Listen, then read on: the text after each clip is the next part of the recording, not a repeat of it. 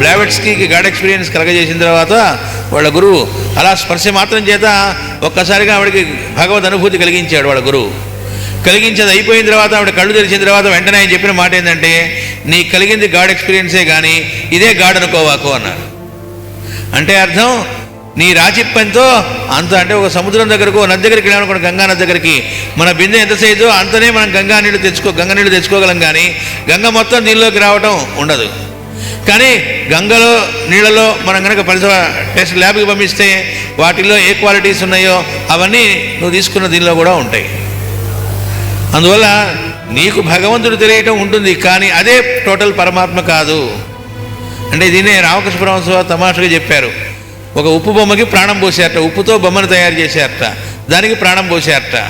అది కాస్త ప్రాణం ఉంది కదా ఇప్పుడు బొమ్మకి, అది కాస్త అక్కడ సముద్రం ఉంటే దాని లోతు ఎంతో తెలుస్తా ఉందిట. వద్దే అని చెప్పిన అనుకుంటే దానిలోకి దూకిందిట. దూకితే ఏమవుతుంది? తానదవుతుంది, తన ఎగ్జిస్టెన్స్ వేరే ఉండదు. అలా మనం భగవంతుని తెలుసుకోవడం అంటే అర్థం ఏమిటి? ఆయనలో మనం మెర్జ్ అవ్వటం, ఆయనలో కలిసిపోవటం ఉంటుంది తప్ప నేను మొత్తం తెలుసుకున్నాను అనడానికి ఏమి ఉండదు ఇక.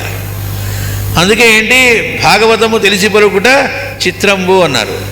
అంటే అర్థం ఏమిటి? వాడి తత్వాన్ని నేను తెలుసుకున్నాను అని చెప్పడం ఉండదు, కానీ అనుభూతి కొంత ఉంటుంది కదా, వాడిలో భాగం అవుతాం కదా, కాబట్టి చిత్రము అన్నారు, కష్టం అనలేదు అందుకే.